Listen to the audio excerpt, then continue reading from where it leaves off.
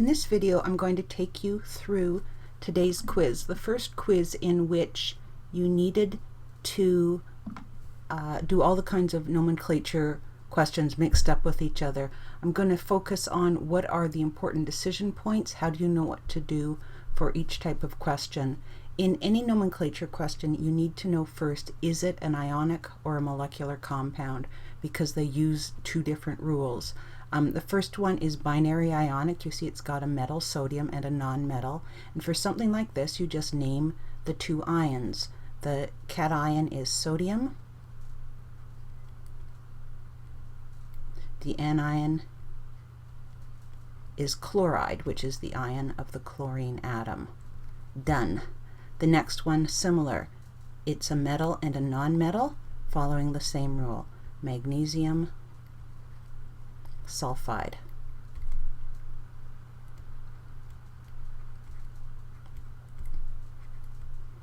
Next, again, we have binary ionic, metal, non-metal. Calcium fluoride. 4 is a little bit different. It's still binary ionic, metal, non-metal, but unlike the first three, where the metals came from groups 1 and 2 of the periodic table, and you always know that sodium is a +1, you always know magnesium and calcium are a +2, iron is one of the transition metals that has multiple valences. It can be either a +2 or a +3. And to name it, we need to know which one it is. And so we use the rule where the charges in the compound have to balance. So you look first to the non-metal. Oxygen is always a -2 charge. If the charges have to balance, I mean, you've just got one each, this iron has to be a +2. And to show that in the name, we say iron, and then Roman numerals in brackets, 2 oxide. Now you're also asked for some of these, if it has a lead, iron, or copper, to use the classical naming system. Iron 2, out of the 2 and the 3, 2 is the lower charge, which is the us ending. So this is ferrous oxide. The next one also has iron and oxygen. Oxygen -2. You've got 3 of them for a total of -6. That means that the ions are going to have to add up to +6. You've got 2 irons. That means each iron must have a charge of +3. So that is iron 3 oxide. And the higher valence makes it ferric oxide. Number 6, NH4I. Now this is different for an ionic compound because it doesn't have a metal in it. Most you see do. But NH4 is the ammonium ion, the one positive ion on your chart of polyatomic ions. So it's still an ionic compound because it has a positive ammonium ion and a negative iodide ion. It is ammonium iodide.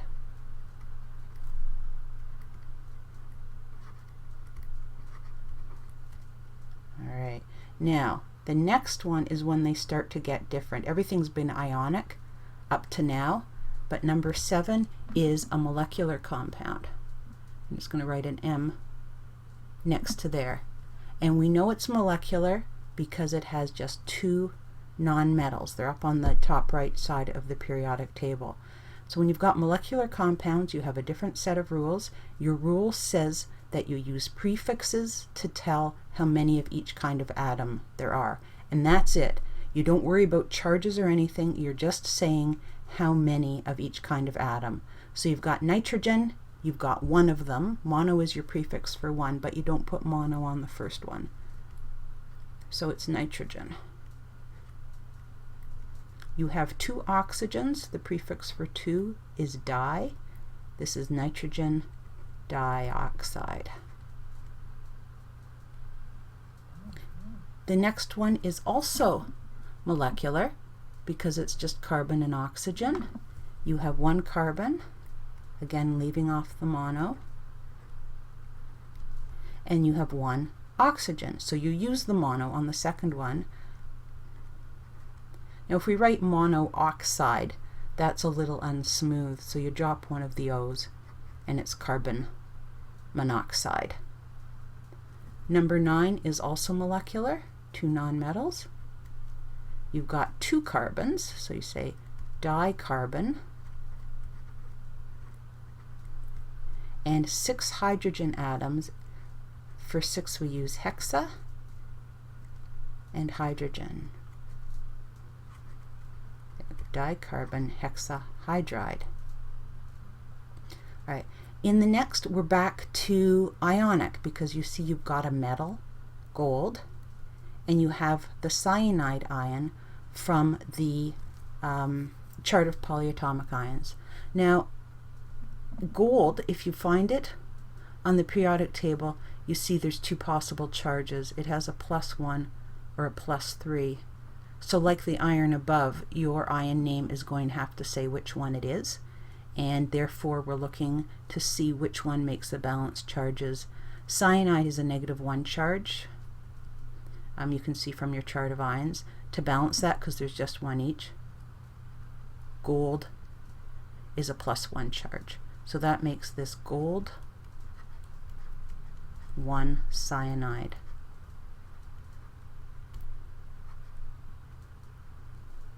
And you don't have to write the Latin name for it. I'm only asking you to do that for iron, lead, and copper. If you wanted to, it would be orus cyanide, but truly you don't need to. Right, 11. Here's another interesting one. It is ionic, even though it's only nonmetals. It's got hydrogen as its cation. You know, hydrogen's in group 1, so it can act like the metals over there. And it's got phosphate as its anion. So the clue with the hydrogen ones, if it's with one of the ions from the chart of polyatomic ions, you know it's got to be ionic because it's got that ion. And so we just name it hydrogen phosphate.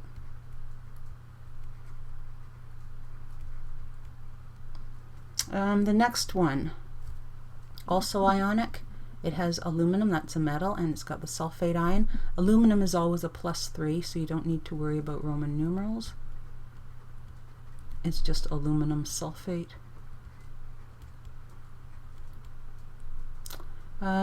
Next one, ionic, because it's got a metal and it's got a polyatomic ion. Copper can be a +1 or a +2, as you know. So we're going to have to make that decision. And we're looking at charges. Hydroxide is on your chart. It's a -1 charge. So with 2 of them, that's a total of 2 negative on that side. Your copper is going to have to add up to +2, and there's only 1 of them, which means that one has a +2 charge. It's copper 2 hydroxide.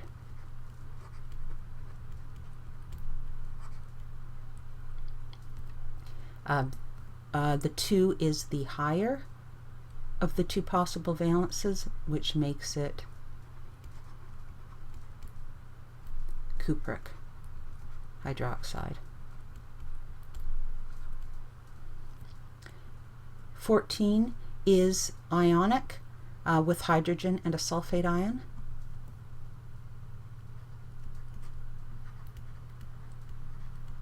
Hydrogen sulfate. Lead is ionic with a metal and a polyatomic ion.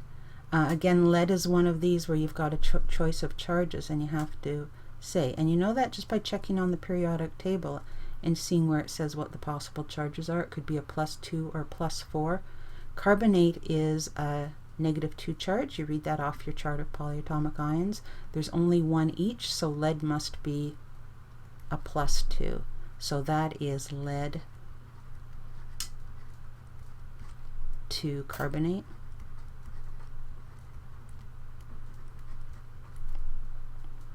which with the lower one is plumbous carbonate.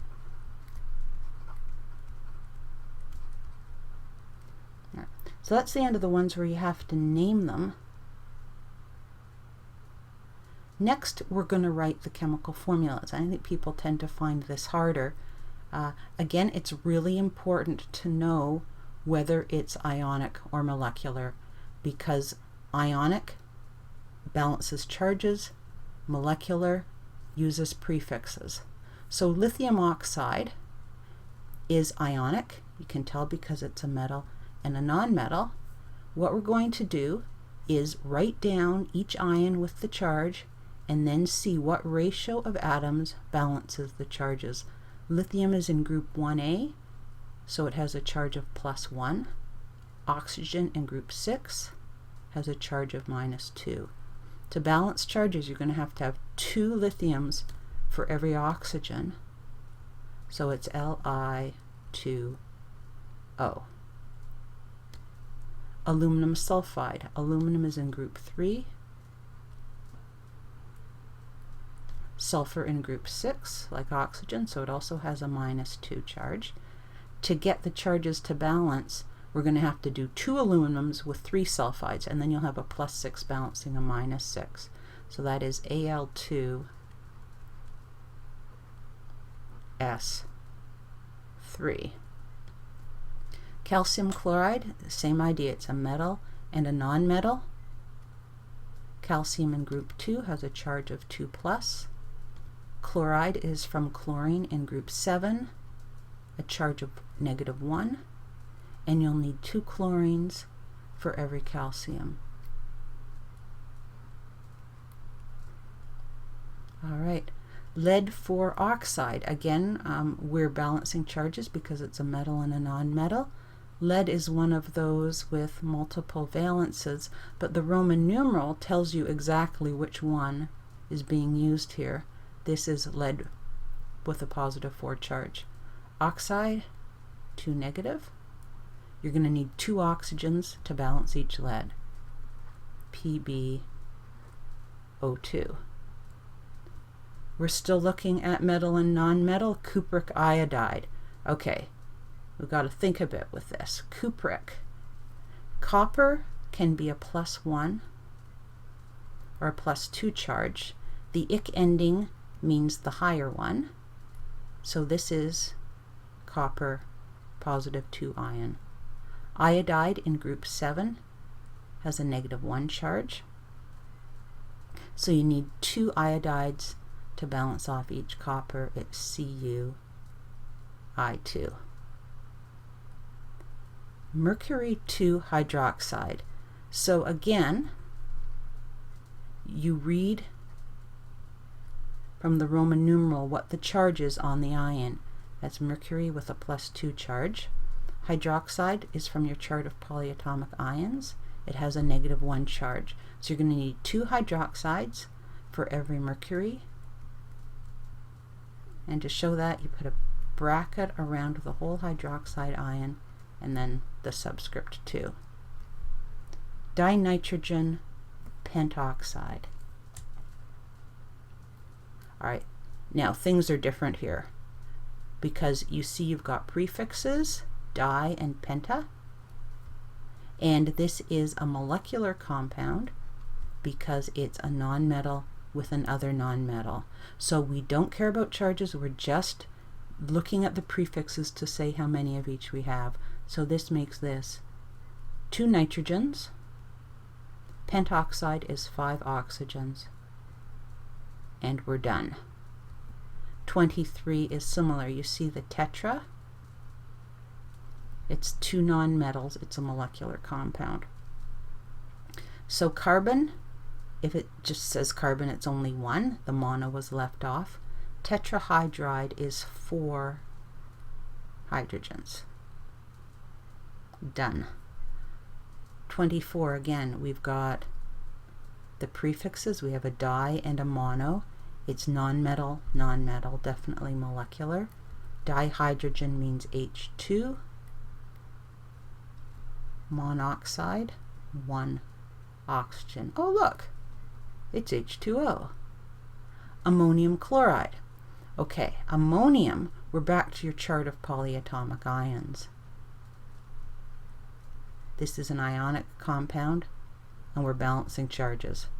Chloride, group 7, charges -1. So +1, -1, they're in equal ratio. So we just write NH4, 1 ammonium for every, that's not an iodide, 1 ammonium for every chloride. There you go, NH4Cl.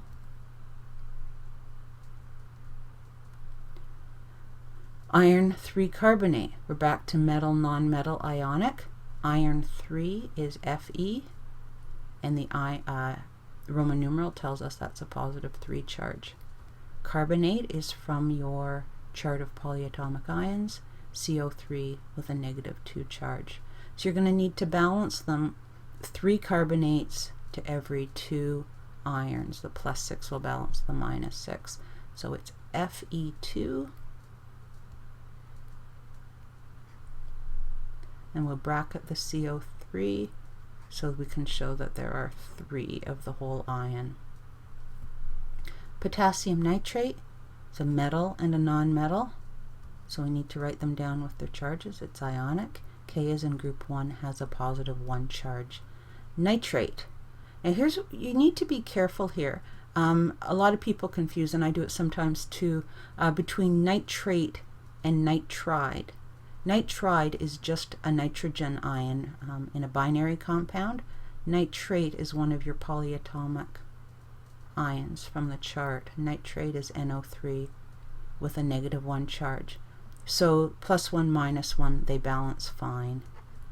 It's just 1 each, KNO3. Sodium iodide, it's ionic, metal and non-metal. Na is group 1, charge +1. Your iodide is iodine from group 7, has a charge of -1. They balance. There you go. You just need 1 each, NaI. Copper 1 sulfate, metal, non-metal, ionic. So copper, the Roman numeral tells us it's a +1 charge. Sulfate, and again, don't mix it up with sulfide. Sulfate is a polyatomic ion, SO4, with a -2 charge. So with this being -2, but the copper +1, you're going to need 2 coppers to balance every sulfate. Cu2, SO4. Sodium phosphate, metal with a polyatomic ion, it's ionic. Sodium has a +1 charge. Phosphate is on your table, it's PO4 with a -3 charge. And again, we're going to balance, so you're going to need 3 sodiums to balance every phosphate. It's Na3PO4. And that is it.